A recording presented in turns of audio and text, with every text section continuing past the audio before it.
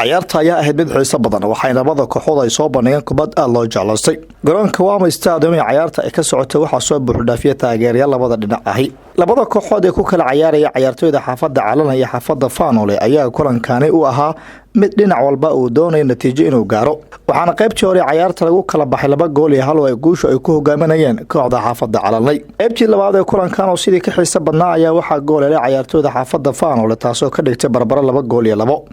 xaalku haddana mar kale ayuu isbedelay kadib goolka guusha oo ay dhamaadkii ay heleen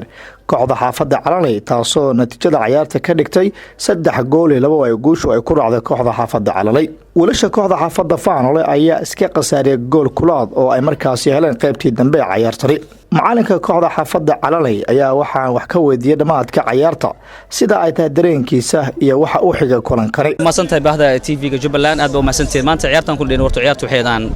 kusoo bixinay wareegeena aan u gudbeen semifinalka ah tan ku xaqiijinay maadaama Faanole aan ka badinay waxaan u gudubnay wareega finalka cid kale celin karto ma jirto taas aaminsan ma isleedahay tartankan kooxaha ka dhashay magaalada Kismaayo inaad natiijo wanaagsan ama aad qaadi kartaan oo aad ka gaari kartaan boqolkiiba boqol waxaan aaminsan inaan koobkan qaadi karno cidna noo istaagi karin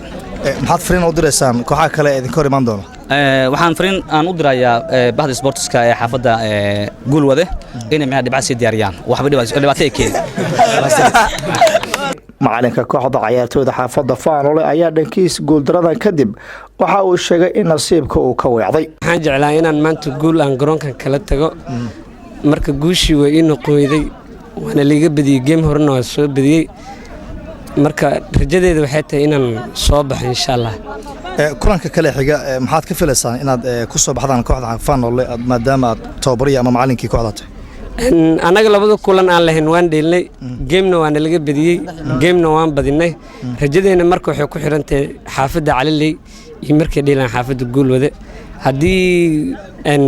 Guulwade laga badiyo saas anaga waan ku soo baxnaa haddii Allah awood la ogolaado kulankan ayaa waxa uu qayb ka yahay tartanka markaas u dhaxeeya xaafadaha magaalada Kismaayo iyadoo kulamada kale ay xiga la ciyaari doona maalinta Berito Cabdinaasir Nuur Socdaal telefishinka dawladda Jubbaland magaalada Kismaayo